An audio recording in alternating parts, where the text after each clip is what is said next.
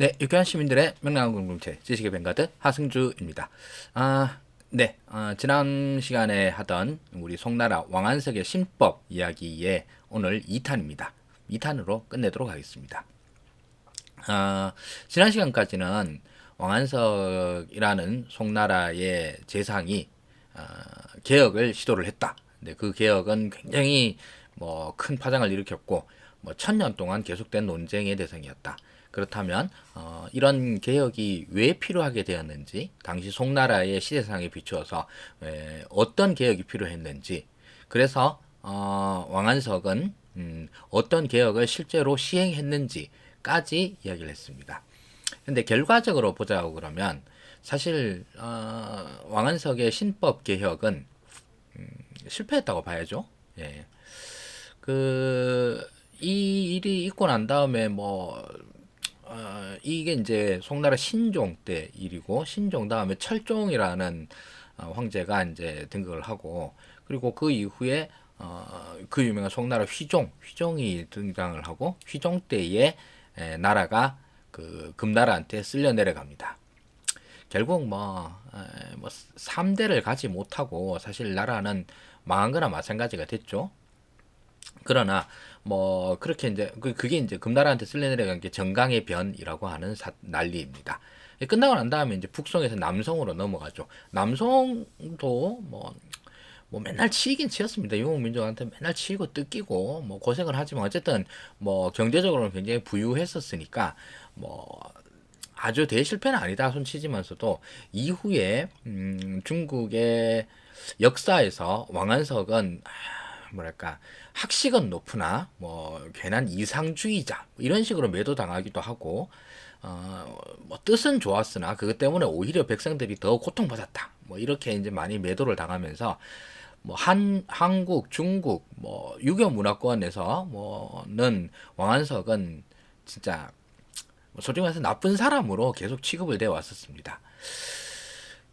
이게 이제 이러니까 뭐 그 당시로 이제 거의 1000년 동안 그렇게 나쁜 사람 취급을 받았고, 이 왕안석에 대한 재평가가 이루어진 게 그 청나라 말기에 무술변법이라고 다시 한번 우리 청나라가 부흥함 해보자라는 뜻으로 이런저런 개혁이 시작이 됐었는데, 그때 그 무술변법을 주도를 하고 있던 양계초, 중국어로 양치차오라 했네요. 그 양계초가 중국 최고의 개혁가는 왕안석이다. 이렇게 평가를 하면서 재평가들이 이루어지기 시작을 합니다. 뭐 요즘은 사실 뭐 어떤 면에서는 왕안석을 더 높이 평가하는 게 오히려 더 주류적인 입장인 것 같습니다.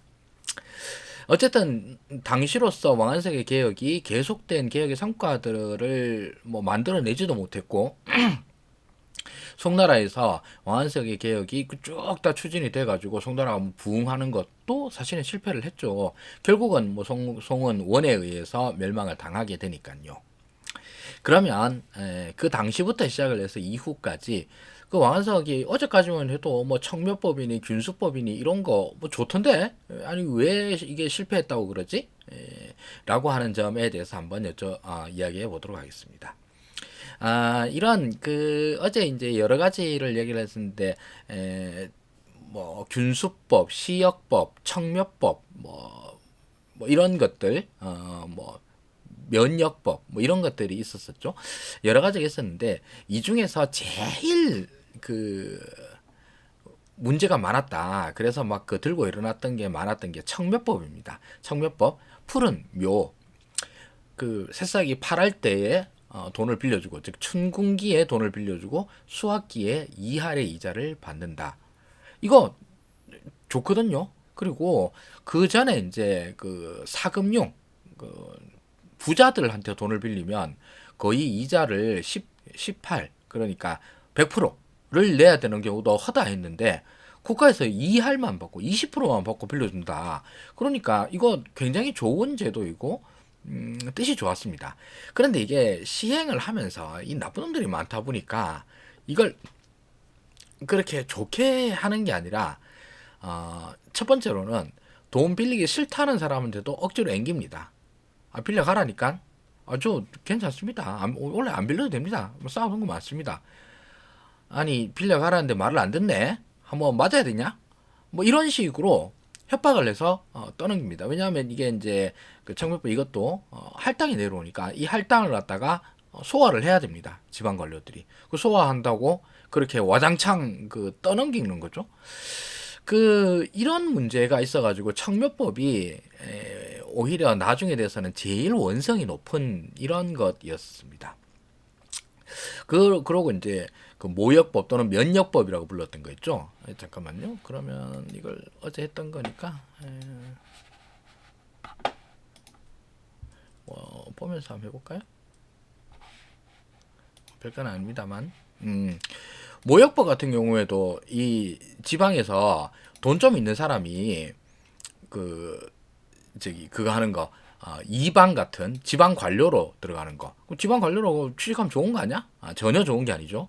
그 월급은 쥐꼬리만큼 받으면서 혹시라도 뭐 정산해가지고 모자란 거 있으면 네가 다 물어내. 이런 내용이었으니까 이게 얼마나 이게 위태위태합니까? 그래서 돈 내고 그냥 그 전문가한테 이방 역할을 맡기고 그 사람 지방에 있는 돈 있는 사람 그냥 농사를 계속 짓는 게 이게 낫다.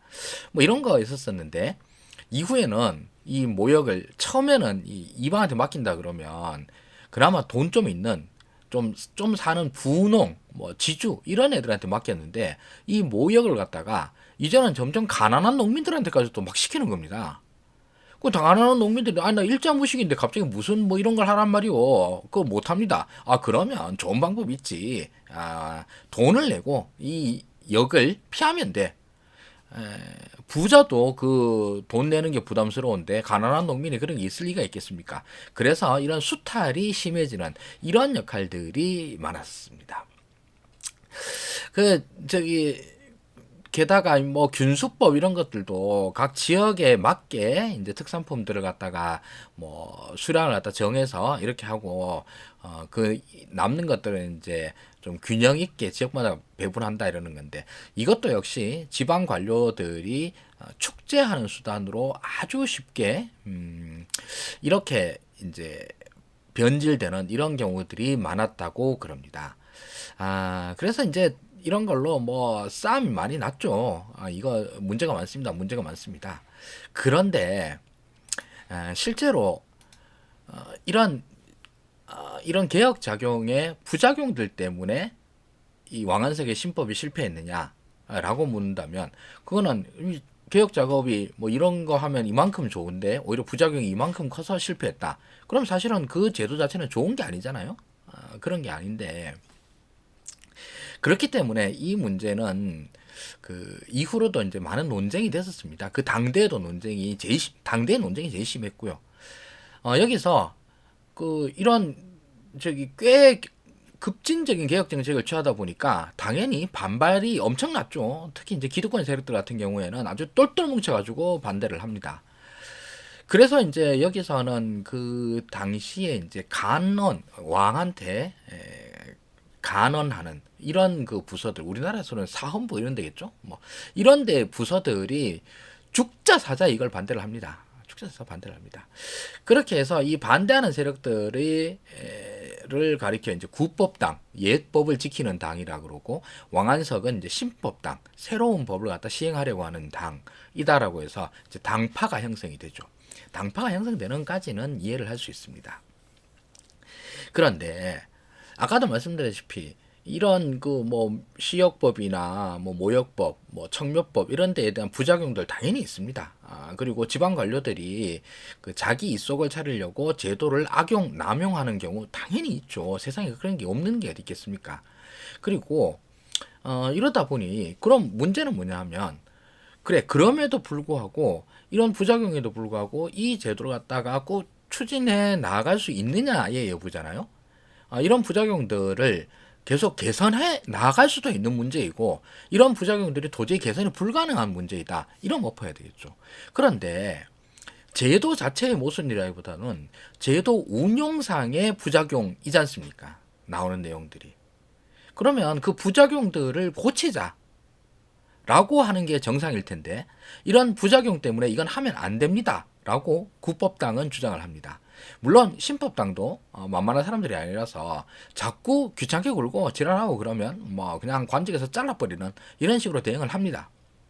이렇게 해서 한 8년 9년 정도를 하고 당시 이제 그 왕안석을 발탁한 신종이 죽고 철종이라고 하는 그 다음 황제가 등극을 합니다.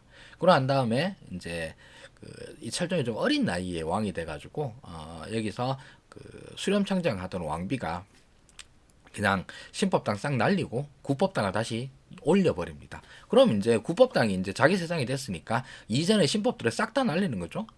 그러니까 신법당의 관료들도 날리고 신법의 제도들도 같이 다 날리고 이러다가 이제 나중에 철종이 어른이 되고 난 다음에 다시 또 신법당을 갖다가 대거 등용을 시킵니다. 도저히 안 되겠다. 구법당한테 맡겨놓으니까 나라 진짜 엉망되는 것도 금방이네. 이렇게 해서 왔다 갔다가 됩니다.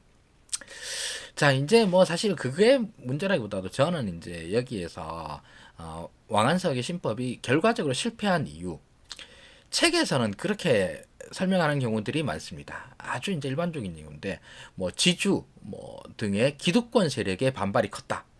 근데 이거는 너무 맞는 말이라서 틀릴 수가 없는 말입니다. 모든 개혁에는 그 개혁으로 인해서 손해를 보는 부류들이 생기게 마련이고 그 부류들이 당연히 반발을 합니다. 그리고 그 반발이 매우 뭐 격렬했을 것도 사실이고요. 근데 이건 상수라는 거죠, 상수. 이것 자체는 모든 개혁이 다 똑같은 이야기니까 이것만 얘기를 하면 너무 썰렁한 거예요. 아니 선생님, 그럼 기득권자의 반발이 없는 개혁을 개혁이라 부를 수 있나? 그럼 그냥 기득권의 그냥 수호인 거죠. 그렇기 때문에 그 질문에 대해서는, 아니 그 답변에 대해서는 일단 저는 뭐 그냥 너무 맞는 말이라서 아무 말도 아님. 그래서 그냥 뭐 세모 정도로 하고, 두 번째로는 옛날 그 구법당들이 신법을 비판하면서 뭐라고 했느냐 하면, 정말 좀 믿기지가 않을 정도로 요즘 하는 말과 똑같습니다. 개혁에 반대하는 사람들의 워딩이. 백성이 가난해서 신법을 한다고 그런다. 그런데 백성이 가난한 건 왜 가난하냐? 구법당 입장에서 볼 때 그거는 백성들이 게을러서 그렇다. 그런데 신법은 이 게으른 백성들을 이렇게 도와줘야 되고 저렇게 도와줘야 되고 자꾸 이런다. 그렇게 되면 어떻게 되겠냐? 백성이 더 부지런해지겠냐? 백성이 더 게을러지겠느냐? 당연히 백성은 더 게을러진다. 그렇기 때문에 결과적으로 이렇게 하면 뭐 국가 재정이 늘어난다 그러는데 국가 재정은 더 줄어든다. 왜? 백성이 게을러지고, 백성이 게을러지니까 산출물이 적어지고, 산출물이 적어지니까 국가 재정이 더 가난해지고, 이러니까 신법의 개혁은 하면 안 돼 라고 이야기를 합니다. 이걸 누가 했느냐? 그 똑똑하다는 사마광이 이런 논리를 펴니다. 왕안석은 이걸 듣고 난 다음에 진짜로 말도 안 되는 소리 하지 말라고 개소리라고 당연히 반박을 하죠. 아니 이렇게 하면은 이걸로 인해 가지고 백성이 게을러진다, 부지런해진다라고 그러는데 백성은 당연히 더 부지런해진다. 왜냐하면 불합리한 제도들을 합리적으로 바꾸고 이로 인해서 산출물들이 더 커지는데 이걸 보면서 더 게을러질 백성이 어디 있느냐. 결국은 백성들이 더 부지런하게 일해서 더 많은 산출물들을 내고 그래서 국가 재정이 확실히 더 튼튼해지는 것이다 라고 반박을 합니다. 일단 당시에 주류적 관료 계층인 구법당류들의 사고방식 자체가 굉장히 진짜 요즘에 극우스럽죠. 이런 반발들, 그냥 반발이 아니라 이런 반발들을 죽자 살자 하고 있었으니 일단 이 반대 세력의 수준 자체가 너무 저열하다. 이런 것들이 저는 두 번째 이유라 생각을 하고요. 또 세 번째로는 이게 이제 처음에 왕안석이 딱 그 정책을 손에 쥐고 권력을 손에 쥐고 치고 나갈 때는 제대로 됐습니다. 근데 이제 왕안석 실각하고 그 다음에 뭐 정권이 뭐 구법당 갔다 신법당 갔다 왔다 갔다 하면서부터는 이제부터는 백성을 위한 뭐 국가 재정을 위한 그런 개혁과는 아무 상관도 없는 이야기가 되어 가기 시작합니다. 결국 이 신법이냐 구법이냐라고 하는 것은 당시에 고위 관료들의 당파를 결정하는 기준일 뿐, 이걸 뭐 신법당이라고 해서 진짜로 그 신법을 열심히 하려고 이런 것도 아니고, 구법당이라 해서 그 신법을 갖다 열심히 막으려고 하는 그런 것도 아니고, 그냥 내 권력을 잡는데, 그럼 난 지금은 신법이 유리한 것 같으니까 신법당에 붙어가지고 구법당을 공격할래. 구법당 지금은 내가 몰리고 있지만 지금 열심히 이 신법을 공격하다 보면 그 다음 또 우리 차례 오겠지. 이런 식인 겁니다. 이걸로 인해서 제도 자체에 대한 어떤 권력적인 에너지는 완전히 소진되어 버리고, 그 에너지들은 전부 다 당파 대립의 에너지로 다 바뀌어 버립니다. 그러니 이걸 안 그래도 이런저런 부작용들이 많다 해서 농민들의 불만이 많은데, 이걸 국가 차원에서 구법당은 더 빡세게, 신법당은 더 열심히 이렇게 부작용을 고쳐 나가기보다는, 에이 뭐 그럼 알아서 하시고 뭐 집안에서 알아서 해. 우리는 이 신법, 구법 이 핑계로 우리 권력 싸움을 해야 되겠어. 뭐 이렇게 하다 보니 나라가 점점점 산으로 가게 되어 버리는 거고, 신법의 개혁이라고 하는 게 정말 무의미해져 버린 것이죠. 저는 이게 가장 큰 원인이라고 생각을 합니다. 이 당시 구법당에 속해 있다가 신법이 권력을 잡았다 그러니까 바로 신법도 샥 옮기고, 그러고 난 다음에 이 구법당 놈의 새끼들, 이 새끼들 때문에 나라가 이제 망한다 이래가지고 전국 각지에다 구법당 이름을 갖다가 따다다다다 박아가지고 비석을 세워버립니다. 얘네들이 이 좋은 신법을 반대하는 놈들 명단이다, 망신 좀 당해봐라. 맨 윗줄에는 사마광 이름 적혀 있고요. 이런 식이었던 겁니다.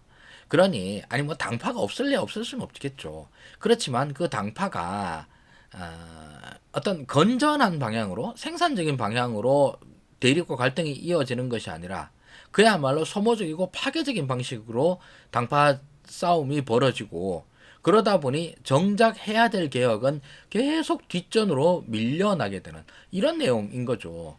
이러다 보니 뭐 부작용, 처음에 있던 부작용이 뭐 1이다. 그럼 3년쯤 지나고 난 다음에는 그럼 이게 0.5, 0.3으로 줄어야 정상인데, 이 부작용이 뭐 1이 뭐 3이 되고 5가 되고 나중에 10이 되고 20이 되고, 이러니 차라리 국법시가 더 나았다. 뭐 이따위 얘기가 돼버리는 겁니다. 자, 그래서 왕한석의 개혁은 이 뭐랄까 그 개혁 자체가 어땠느냐 이렇게 평가를 한다고 그러면 정말 중국 역사상 가장 빛나는 개혁 시도다라고 생각을 합니다, 저는. 그리고 그 개혁 시도 뭐 때문에 그렇게 생각을 하는데, 이거는 왕안석이 뭐 얘기는 아주 고루합니다. 뭐 옛날 주나라의 뭐 예법에 따르면 이랬다 저랬다 그러니까 우리도 이래 이딴 소리를 하지만서도 그와 상관없이 정말로 시장적입니다.